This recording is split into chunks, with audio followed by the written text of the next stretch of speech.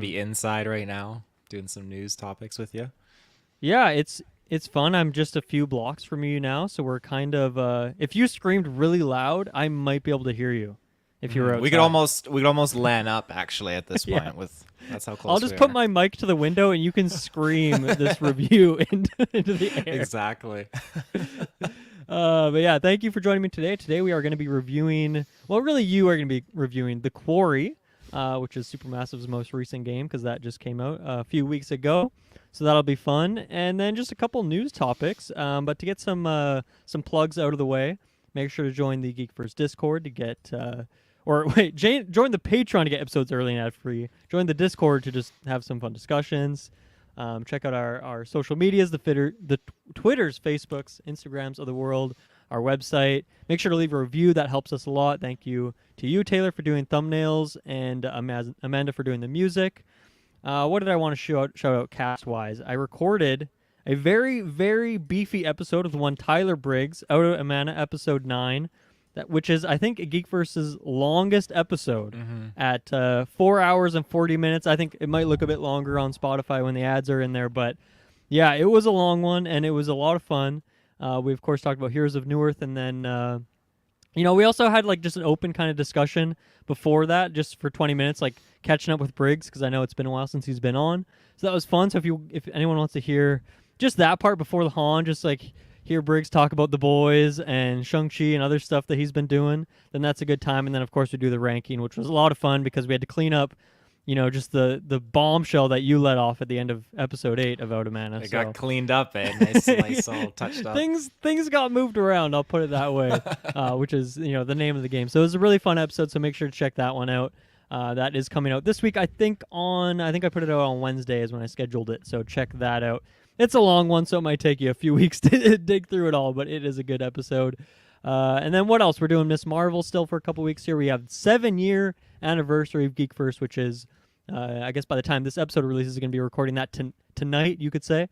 So if you have any last-minute questions you want to send to us for us to answer on there, that'll be a good time.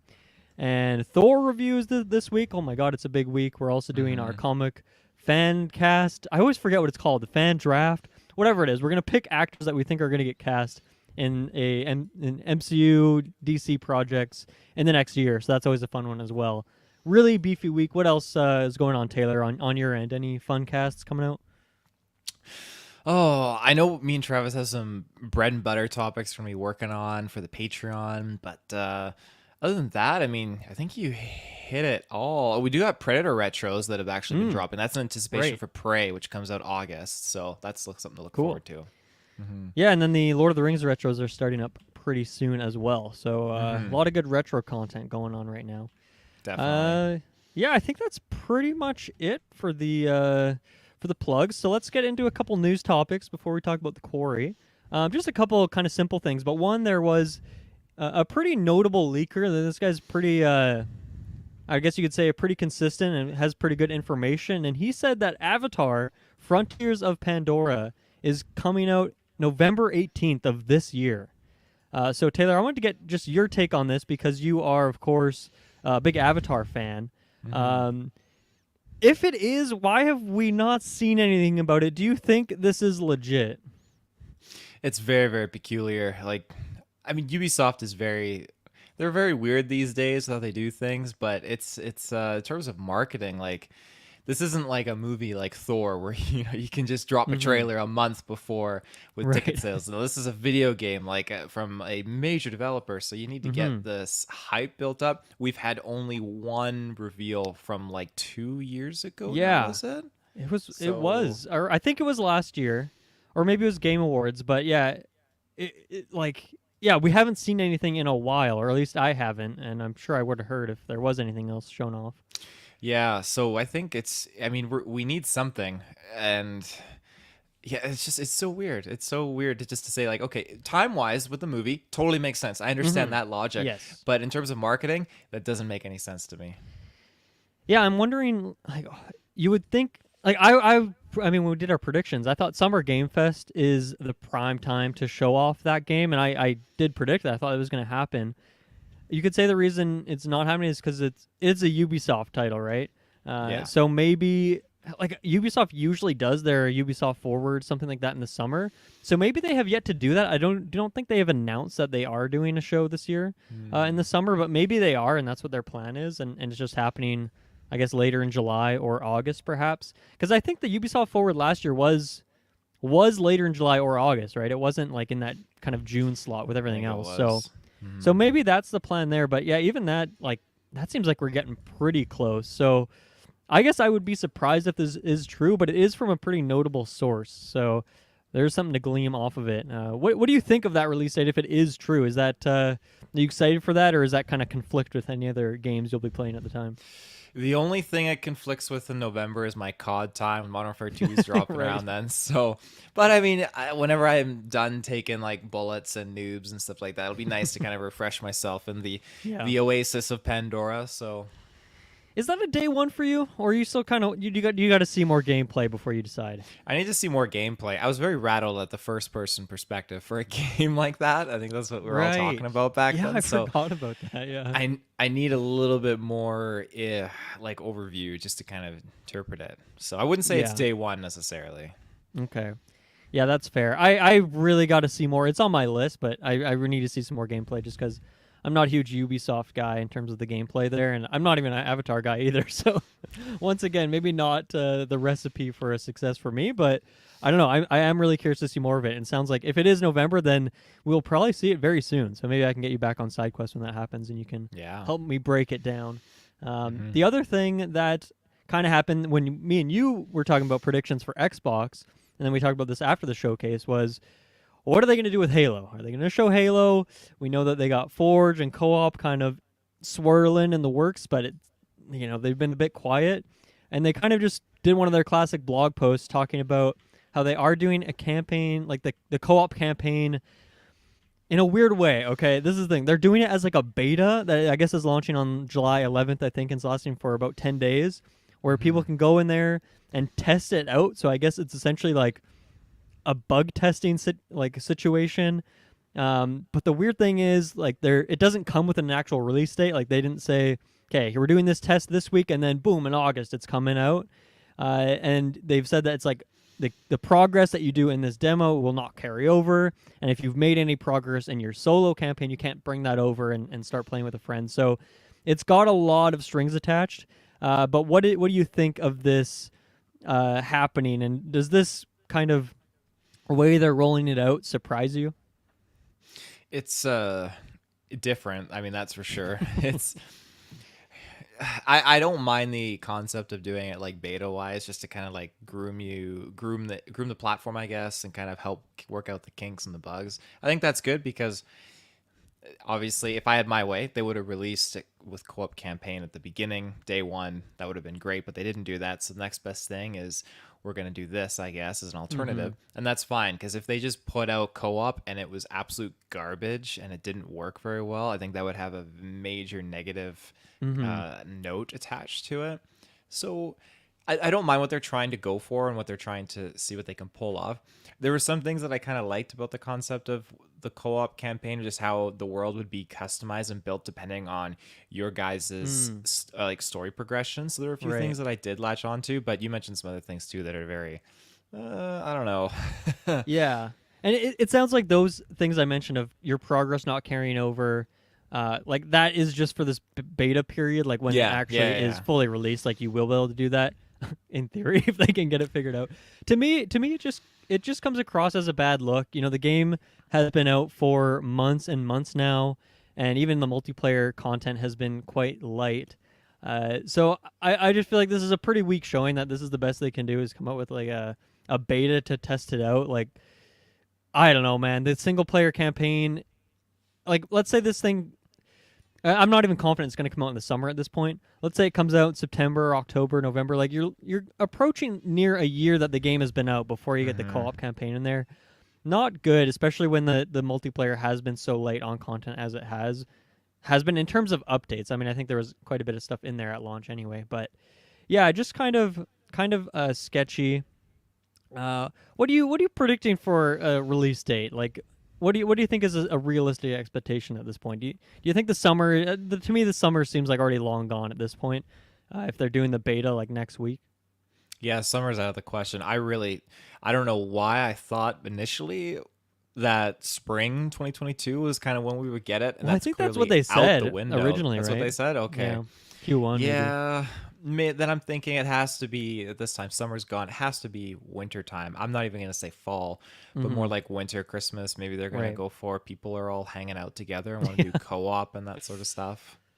Yeah, I mean, I'm still looking forward to playing it. That's why I haven't played the campaign yet, as I was waiting to do it in co-op. So I'll be one of the people that's in there, but I don't think I'll be in here testing it out for them. I don't really want to play this buggy version that wouldn't be able to carry over progress for someone who hasn't played it yet. I don't want to have to necessarily redo stuff.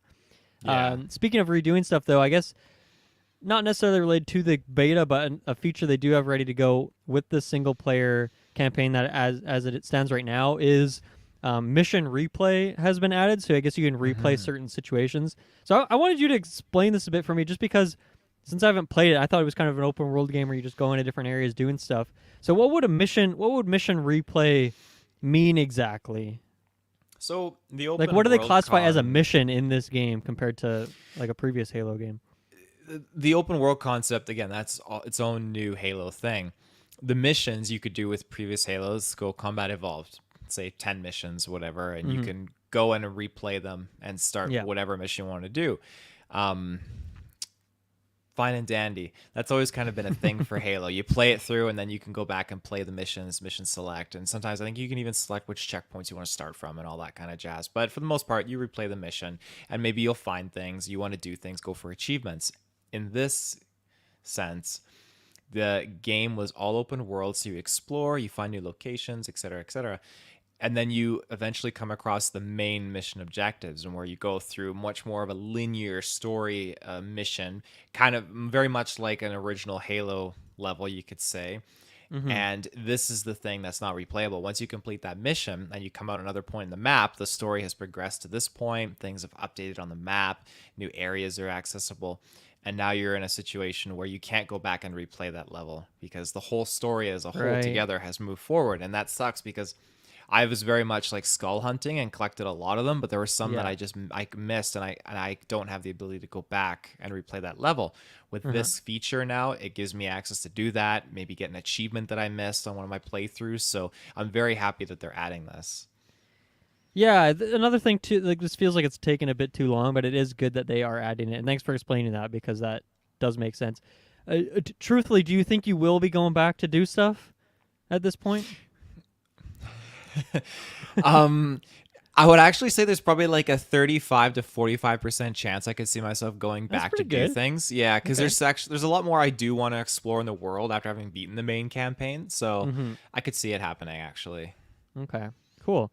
Well, I'm glad. It sounds like the best way to interact with the single player of Halo Infinite is to just not play it for the first like 2 or 3 years that'll be out, and then someday when all the patches and all the features are in there, it'll be sick.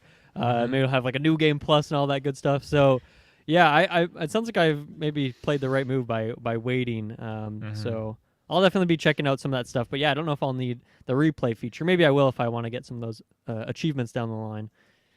Any other thoughts on Halo, or should we get into the quarry here? Um, I mean, I'm curious how much more the community will come back. I mean, there's people that start initially, and then there's people that have been holding off, like yourself. People that indulge just in the multiplayer, but just Mm-hmm. adding all these story components. I don't think there's too many people that are like me that'll necessarily be like, yeah, we'll come back. The friends aspect is good because you can come back and play with your friends, but Yeah. I don't know if it's enough to save the game. Right. All right. Well, with that, let's take our first ad break here, and we'll come back and get into the quarry. All right, we are back. Taylor Field, you have been playing The Quarry. This is the latest game from Supermassive Games. It's another interactive horror story, I guess is how you would describe it. I guess just getting some of the basic stuff out of the way. Have you played any of their previous games? No, I haven't. Okay, first time jumping in, and I'm guessing you're playing on your Xbox Series X. Hmm. Would that be correct? And how much have you played the game? You have like a rough hour count, or how far in the game you feel you I are? don't know my hour count, but so far I think I'm like 2 chapters away from finishing the game out of Okay. 12 chapters. Okay, so you're mostly through it. Yeah. How was the performance be? I was reading through some reviews just to get an idea of what people were saying, and I saw some people commenting on technical issues that the game has at points. But have you experienced any of that yourself? I'm curious to know exactly what technical issues it would be Yeah, I because don't know if it yeah. was frame rate or just buggy situations. I'm not quite sure. Okay, I the game has like three editions. You have the basic Xbox, the Xbox upgraded like Series XS version, then the deluxe, which comes with extra content. But I Right. did just the basic Xbox version because I thought I was really kind of all over the map with this game. I didn't think it was actually on Xbox or PC. I Mm. thought it was a PlayStation exclusive, like Until Dawn. And then I found out, oh my God, it's on Steam. So I added it to my wish list. I was going to wait for it to go on sale. Then I was on EB Games. I was like, holy shit, they got it on Xbox. So I bought it digitally and I really wanted to hold out for it to be on sale. But I thought, it just came out this month. I can't Mm-hmm. wait. I need to get into this and I need to get into it with Madison. So I Yeah. bought it, just the basic edition, because every edition goes up by like $10. So that would probably be why I haven't had any frame rate issues myself buying just like the old, like Right. downscaled Xbox version. I see. Okay. So I guess my question first of all would be where do you want to go with spoilers in this discussion? I haven't played it, but if you want to talk about stuff, I'm fine with it. But do you feel like you want to talk about any specific story things, spoilery things, or I don't know. What do you want to do there? I don't mind getting into spoilers for your Okay. benefit. I would hate to ruin the story because, like, Well, it it's sounds like you can make different choices. So maybe a spoiler for you would not be a spoiler for me. Who that's knows? true. I'll be vague about it because at really Sure. any time, like your characters can die. That's the Yeah. main thing with these Okay. games. So, Um, um, I guess just quickly before that. Well, I guess okay. Get in just maybe some your spoiler-free quick review overall sort of thing, and then cap that off with, do you feel like this game was worth it? Because you did pay full price, that sweet 80 Canadian dollars, so or more with taxes. So yeah, what are your thoughts on the game so far? I mean, I'm absolutely like head over heels in love with this game. Uh, just getting to know the characters, and again, I recognize a lot of these characters and actors and actresses because they're based off of real actors and actresses. Yeah, So Brenda Song's in there, right? Shoutouts yeah, to Sweet Life of Zach and Cody. Yeah. Justice Smith is in there too. I Oh, love some really? Justice Okay, Smith. there you Oh go. yeah. That's fun. But yeah, it's a fantastic story. It's being someone who again does not to plug it, but podcasts about cryptids and stuff like that and Mm, unknown things. This game's storyline fits so in line with that and has so many story elements that I'm just super driving with. And the big kicker for me was the fact that it has the couch co-op. So it's literally, having not played the previous iterations of Supermassive games, I think some of them are very similar where you have a roster of characters and then you assign a character to a player and then you take your turn. Then when your turn's done, you pass the controller to someone else and then they make those choices. So in this game, very much the same thing. And I love that because that's how Madison can play it with me. mm-hmm. And we're both making decisions and playing it out how we probably would in these situations realistically. And it's funny to see how certain things kind of go sideways. And Mm-hmm. I've had so many like, wow, like just crazy like gas moments watching the story unfold. And when Madison's been making certain choices, I actually get like super like choked up, like I'll get angry, like, no, like this, what happened with this character? This is so unfortunate. Or Yeah. it just gets super, super intense. But so far, the story being so long with 12 chapters has really Mm-hmm. just been fantastic. And I believe there was just under 200 different endings. Oh And I, wow, that's for the crazy. for the sake of not spoiling myself, I accidentally saw like a couple different ways that people did certain Mm. choices and had these extra options in comparison to my situations where I didn't get these options and I had to think, okay, so what could I have done differently to do this? And it's just fascinating because I'm constantly thinking and like ahead, second guessing my choices and trying to make sure I do the right thing. And it just Mm-hmm. is such a great game at keeping you on edge. Nice. That's awesome. Yeah, you just seeing you talk about it in the Discord server has kind of got me a bit hyped on it. And I think I might be waiting for a sale, or I might even pick it up in October or something. So it seems like a good kind of Halloween sort of game. Hmm. Maybe I guess before we get into more spoilery sort of stuff, I just want to hear some more about the gameplay in Hmm. terms of how much like is it really just making like picking between? Is it you just have two decisions at a time? Do you sometimes have like more than two decisions? I just want to get a better lay of the land of how this game really plays out.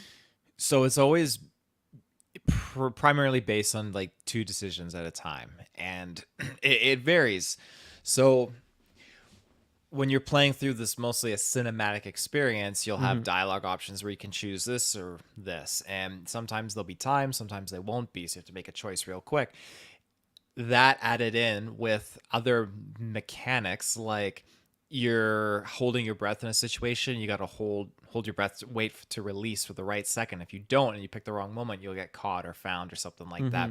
On top of that, you also have like button mashing, which is a classic, and then moments where you're actually moving around as your character and just walking around certain parts of the map and areas and like finding evidence and finding little bits to uncover parts of the story. Or So is that like you're in third person walking around then? Yeah. Okay. Cool. Okay. Yeah, so you can rotate all the way around, explore the area, and that's where you really can find things that can influence how things are played out going down the line. Just finding, you know, a gun or something. Sure.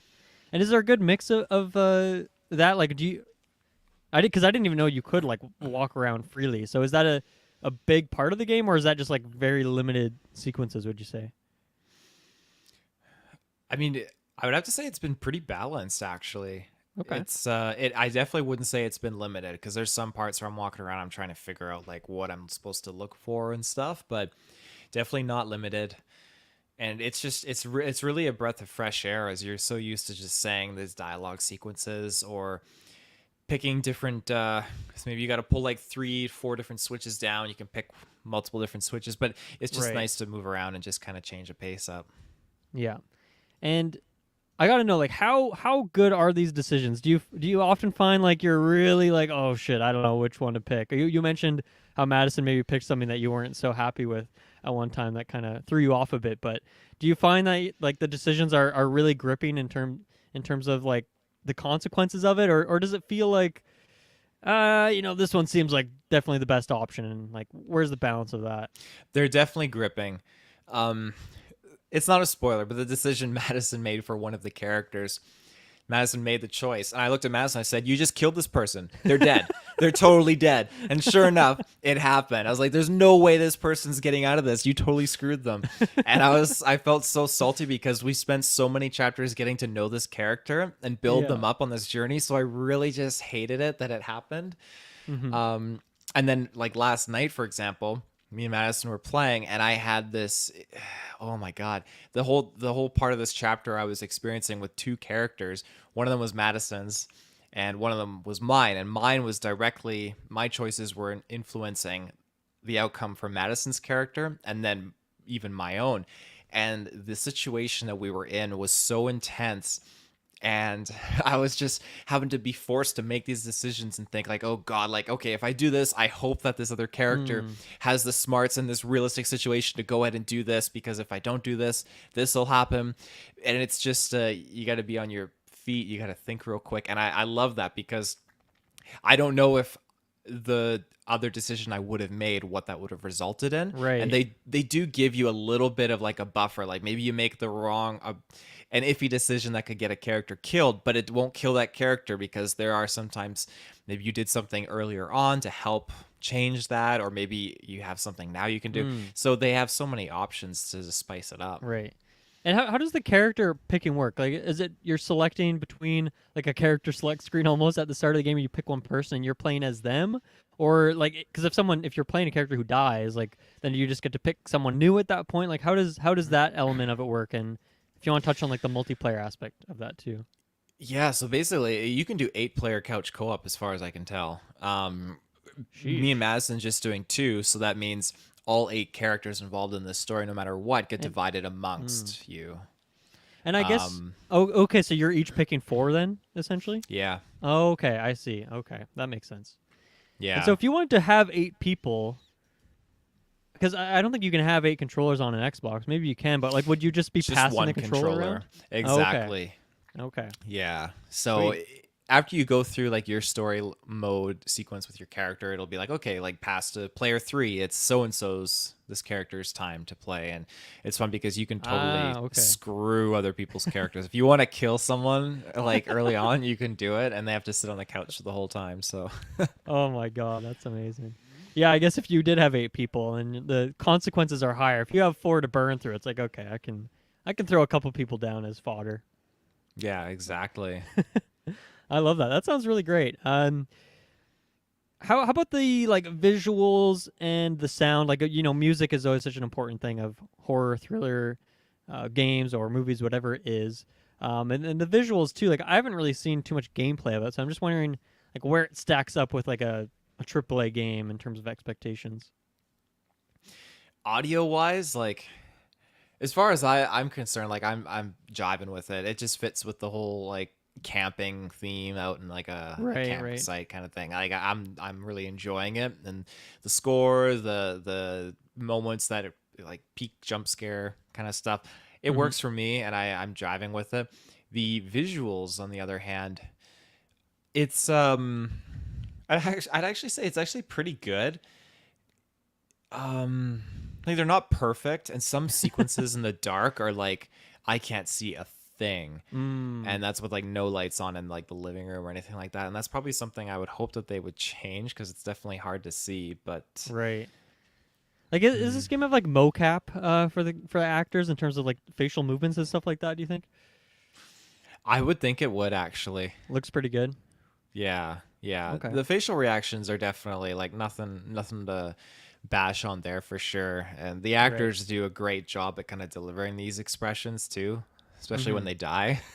Yeah, nice. Okay. Uh, and then so multiplayer. Like I don't know if we were playing as Geekverse online, like how do you know how that would work? I'm sure you haven't tested that out, but like, Well, do you understand the how that would work? the online I don't think has been added yet. I keep seeing reports that their Okay, so it's Supermassive's just adding couch co-op. on Okay. just couch co-op. So I see reports that Supermassive is going to be adding it come this month actually at some Mm, point. So because the previous Supermassive titles did have that with other games, so it's definitely right. something I'd want to indulge in. I think it'd be the exact same where you would take your turn and then I would take mine, but I can still watch the experience on my TV with you Mm-hmm. as you play it. I wonder why they would release it without that feature. Like to me, I feel like the release date for it was maybe not the best anyway, just because it was in that June games mess stuff of like almost getting buried by all the news of all the new announcements and stuff like that. Hmm. And so I don't know why would they release it in June in that time instead of waiting until the multiplayer is in there. That seems a bit strange to me. This is the new theme. Halo's doing it. Core's doing it. They're Release an just unfinished game, patch it to complete yeah. state. Yeah. No, yeah, especially if that's like a expectation that previous games in this, I guess, genre from this developer have. You would think that people who played those previous games had that multiplayer online aspect of it. Probably be kind of bummed to not have that at launch here. So hopefully they get that in there Hmm. pretty soon. But yeah, dude, like 24-hour stream. Yeah, this game sounds prime for all of us playing that together. In terms Hmm. of that couch co-op moment of it, that's pretty cool. Yeah, it's definitely it's something I'm gonna try and pitch if we're doing like another like well obviously we're doing another 24-hour charity stream, but it'd Mm-hmm. be super fun just in the wee hours of the night just pass the controller around, play the spooky game in the dark. So Yeah, nice. Any other like kind of non-spoilery things you would want to touch on before we can get into maybe some more of the stories or characters? it's non-spoilery. It's just got a lot of surprises, to be honest. Like I'm biased because I'm so many hours in, but it's just a game that I've really just been committing to and wanting to get into, and being able to play with someone, if you have like a friend, spouse, even another, Mm-hmm. uh it's a solid good time. And I think you'll find that the characters you really do get attached to, and yeah. Okay, cool. All right, let's take a little ad break, then we'll come back and can talk about maybe a few more specific things about the Quarry. Hmm. Okay, we are back. Yeah, I guess I'm kind of curious on the tone of this because it seems like, no pun intended, it seems very campy in terms of the setup of it. So would you say it's kind of lighthearted, humorous, that sort of kind of camp thriller slasher sort of vibe, or does it take itself more seriously? Like, is one of the characters like a very comic relief character that's always quipping some jokes and stuff like that, or where does it land on that? Yeah, they're camp counselors, so a few of them have different levels of humor, and you have some of them in very stereotypical kind of roles as well, but not overly flamboyantly so, because there's a Okay. lot of underlying depths to these characters too. There's one guy who's like kind of like the jock. He's obnoxious and just very blunt and just kind of a Mm-hmm. dick, but at the same time, he's got, as you come to learn, major underlying sensitive issues because there's like a relationship dynamic going on with some of the character or one of the characters. So you're playing with these characters' relationships that are forming between each other, their friendships, and uh, it's not afraid of being shy on, again, like even like I guess like gay or lesbian relationships either, which Okay. again, these are decisions that you as a character or you as the player Mm. can influence, and you can have different outcomes because of that. And I like that because when certain things pop up, you can make choices. It's like, whoa, this is actually really cool to give the player actually this is the choice, based either on what they want to see, what they want to experience, how they want to be represented and reflected through this Mm-hmm. character in the game. It's really, really cool that they have it. Nice. Yeah, so it sounds like the writing is just like super solid in general, and the dialogue and all that.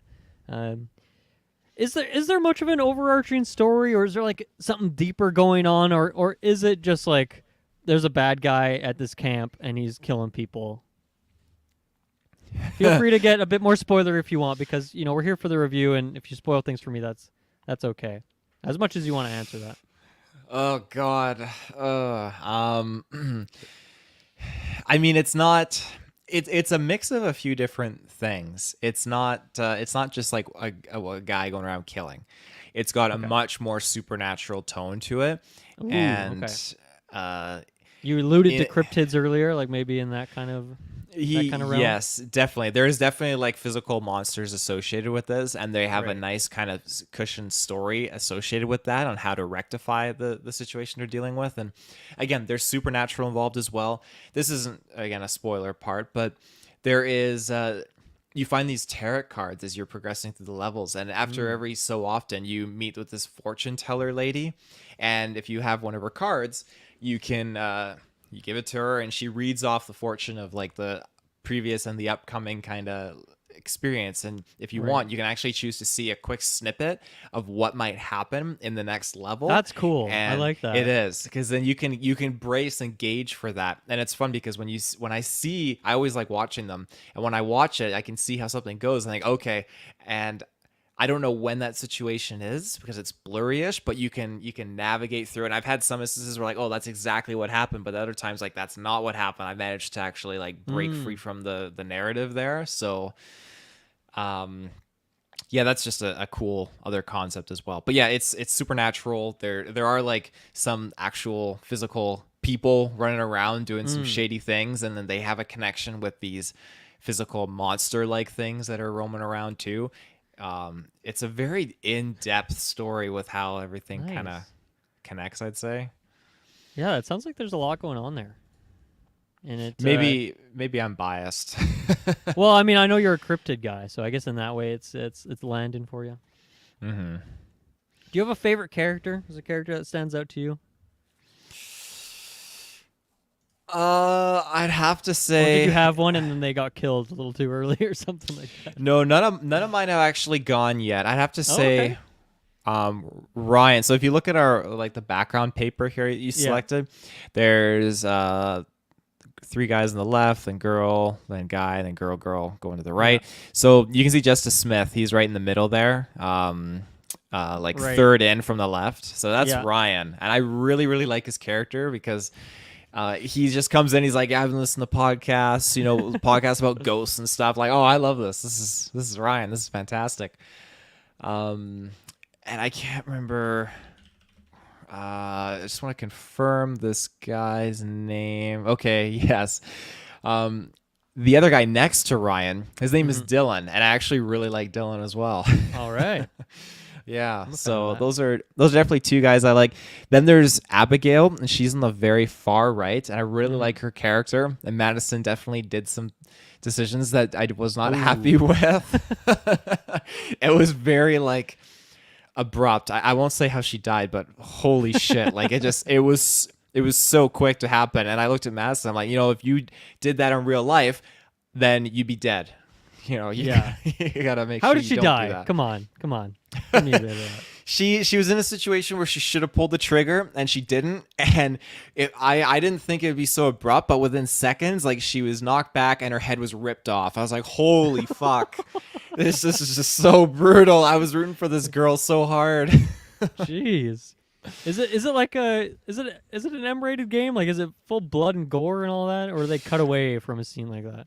Ooh, they definitely didn't cut away from it. Okay, it probably is M-rated. I don't then. even. It must be M-rated, yeah, because like it's there are some sequences where something will happen. The person's being like killed and massacred, and the camera kind of pans out, and you just got to hear the screams and just what's going on. Then there's that instance where she just got absolutely bopped, like, and that was up close and personal. So Yeah. I was on the website for the game, and yeah, there was like a separate page for the podcast. So it looks like you can just listen to what was maybe like 6 episodes of this, what I guess is a fictional podcast. Like, what is what is the podcast? Is it like actual stories that are just being told in this game, or is this whole podcast fictionalized and they're coming up with like new cryptids for the sake of their story? Like, what's going on there? the podcast in the game, at least, has been referencing what they call the Hag of Hackett's Quarry. And there's like a Oh, whole nice. storyline attached to it. And so some of the characters are trying to stay in control of the situation. You come to learn that, okay, we don't like this podcast because it's given our location, Hackett's Quarry, a bad rap, bad name, and we don't want people to actually believe this and actually think, hey, there is something supernatural going on here. So Okay. Would like, if I know you haven't listened to the podcast, but would that be something you could listen to just on its own? Do you think, and it'd be interesting? I'd be intrigued too. I mean, yeah, I I kinda didn't wanna even check it out. realize it was a podcast outside of the game. Actually, that's cool to I mean, know. I didn't click play, so I don't know if it's actual or if it's just like there as a fun visual. But like on the website, there's a drop down tab for podcasts, so I'll have to look I into like that. that. That's very We could cool. do a review of the podcast. That'd be kinda fun. Yeah. But that's kind of a fun Definitely. way, because you, like, if you maybe you haven't picked up the game yet, or you're trying to decide if you want to buy it, that could be like a fun way to engage with it, almost like a demo. Like, are you into this podcast? Check out the game that brings it to life, that kind of thing. Mm-hmm. Um, any other like big moment, like, I don't know, any funny moments or scary moments that you want to share, or other story specific things? The thing I was alluding to yesterday, like that happened last night, actually, was Mm-hmm. there was a situation where we're going through trying to find like a car parts that work. We're going through this like broken down lot, and they got Okay. these motion censored lights that kept triggering as you're walking through finding things and stuff like that. It was very cool. They added to the scenery because it's kind of rainy and stuff. And then we get to this point where we're like, hey, we found a car. It's hooked up to a crane with a big magnet. And it's up in the air. So our characters split off, and my one character goes up top to figure out how to lower the crane down, and it just gets absolutely intense because as your character's like moves the car down to the ground, which is all great, and the character down below is like, oh, this is perfect, and starts like snooping around looking at the car. Then when you jump back to the character in the crane up top, then the motion lights start activating in the distance. You're like, Oh oh no. shit. So they do things like that I really, really enjoy. And this is where an instance where, okay, I had to make a decision to lift the car up or yell to the person down below that this thing is right behind this person. And I just thought, okay, I'm hoping to God this character gets in the car because I'm lifting this thing. I lifted it, and sure enough, the cutscene shows the character snooping into the car. I'm like, thank Oh. God it went up, and the thing's right below the car. Like, holy shit! And that whole sequence was just followed with like button mashing and just trying to do things. This is another mechanic I failed to mention, actually. When you're doing chase sequences or stuff, you have to be quick because you'll have to time it where you move the thumbstick left, right, down, or up to Right, dodge time or events, something. yeah. Exactly. So that's always a nice thing, and that definitely adds to this whole kind of antsy experience. So, Nice. I seem to remember in Heavy Rain there was a sequence where one of the characters ends up in like a car lot and he's like being lifted over like the crusher or something like that. And I distinctly remember my cousin like fucking up that quick time event and then like the character falling in. And that was like, because in that game, I think there's like only 3 or 4 characters that you're controlling. So when one of them dies, it's like a huge hit. Whereas it feels like, in this, they're intentionally making it so you're going to lose a few. So that's funny. That kind of harkens back to Heavy Rain in some way. You kind of touched on, you have 2 more chapters left. I'm guessing like what are you, maybe 5, 6, maybe 7 hours that you've played so far? probably, I'd probably, Okay. yeah, around 6, 7 hours. Yeah, we put in a Yeah. lot of time just exploring. So, Nice. What do you think? Where do you think the replayability is at? Because obviously you'd want to, in theory, like maybe try again, should see some different character fates, and like, is there a way? Like we were talking about the Halo Infinite chapter select. Is there a chapter select in this where you can go back and pick individual moments, or would you have to start the game from scratch? Or maybe some of that stuff you might not see until you actually finish it once. I guess. yeah, they do have it in the deluxe edition. When you do a playthrough, you can do like rewinds. I think you get those right off the hop. But when you beat the Oh, game okay. That's when regularly, you unlock then it. yeah, when you beat the game regularly, then you unlock the replay. Like if someone dies, then you can rewind and play it out differently, which is good. So already, me and Madison have been talking about replaying this game. We are gonna make Yeah. totally different decisions, all that kind of Yeah. stuff, and I could see it like a third time replayability wise, just because the next playthrough we kind of want to play our opposites. So do things we Switch would probably characters, not do. Yeah, switch characters, make decisions that make us kind of jerks and stuff, and really Yeah. like fudge the story. And then my next playthrough, I probably would do it alone, but I want to try and keep everyone alive successfully and complete the storyline as best as possible. Yeah, that sounds like a fun kind of challenge run to do things because it might not just be getting the quick time events right and stuff like that, right? Like it'll be about picking the right decisions. So that sounds fun. Do you think you'll use that feature of going back to specific moments to see like an individual scene how it would go differently and then how that would spiral into a different ending? Because it sounds like you'd more prefer to go back to the start of the game and start from scratch. I'd probably use that if I'm going for like 100% keep everyone alive kind of a thing. But it's not a make or break really for me. It's if I have the choice, I'm not going to use it because you're dealt the hand that your cat Yeah. like whatever casted dealt. You're Yeah, you got it. I think yeah. play with the cards you're dealt. Yeah. Exactly. Yeah, you can't go back. And Madison would look at me so many times like, "Oh, like I wish I did this decision differently." I'm like, "Oh, that's what you did." And she'd hand me the controller. There are other times too when she messes up a QuickTime event, she hands the controller to me, but it's followed with another QuickTime event. I'm like, "Madison, what are you doing? Like, don't give it to me. You gotta like react." Now's not And- the time. Yeah. no, now's not the time. And her character ends up like tripping and whacking her arm on like doors and stuff. So, ugh. One other criticism I saw and just reading through a couple reviews was that there seems to be an inability to skip cutscenes. I don't know if this is every cutscene or some cutscenes. You would think obviously ones that feature QuickTime events or decisions that you can only skip certain parts of it. But you'd think that you should be able to skip at least 2 of those decision moments, especially for replayability, right? Because let's say there's a certain chapter where maybe you're on your third playthrough, like you were talking about, and you're gonna try that playthrough. You would get everyone to stay alive, and on your first playthrough, you already knew with Dylan, to keep Dylan alive, you got to make so and so decisions. So you might just want to skip through some of those scenes because you already know like what you're gonna do, and to see them again might be kind of tiresome, especially if it is sitting around that 10-hour mark. Like that might be. I mean, you'd think you maybe can blast through some of it a bit quicker, but if there's an inability to skip cutscenes, that could be an issue. So I'm guessing you haven't had to do that yet, obviously, because you're on your first playthrough. But how do you think that would impact it in terms of like maybe having to sit through a 5-10 minute sequence again if you've already seen it? I can see why that would definitely be a bother to people because you're trying to get to a specific end result.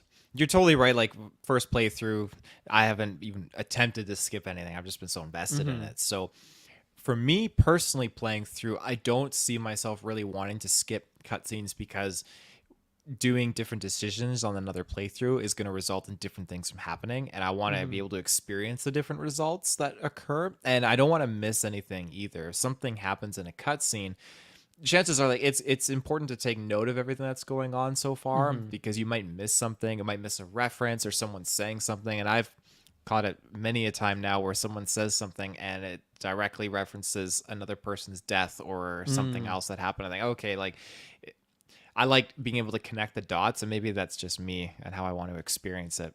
But Yeah, that's fair.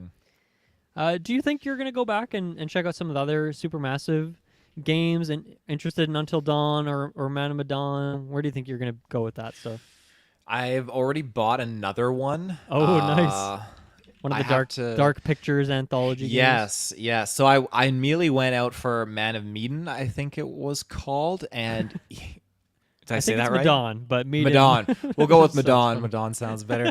EB Games definitely did not have it in stock. The only one they had was the House of. Where is it? Because I got Little Hope, yeah, Man of Medan, and I just got House of Ashes, is that the one? That's the one. Thank you. Yeah, and that one I didn't really find any pull towards that one, like its storyline. I'll probably get into it eventually, but I was looking at mostly like what would I be able to enjoy with Madison. So I bought Little Hope. That one just looks super, super cool, and I'm really digging the storyline for that. Nice. So I have it installed, ready to go. Told Madison we're Cool. gonna break into that at some point here, so I'm ready to get into these games. I love this journey you're going on. That's so fun. Oh, it's a whole new world that I've wanted to experience, and Until Dawn was definitely one that I wanted to experience, but I didn't have a PlayStation 4, so I couldn't get on board with it. I'm hoping someday, like the other PS4 exclusives, they'll port it to a PC at some point. Right. I imagine it has to have some control reworkings, which we'll see.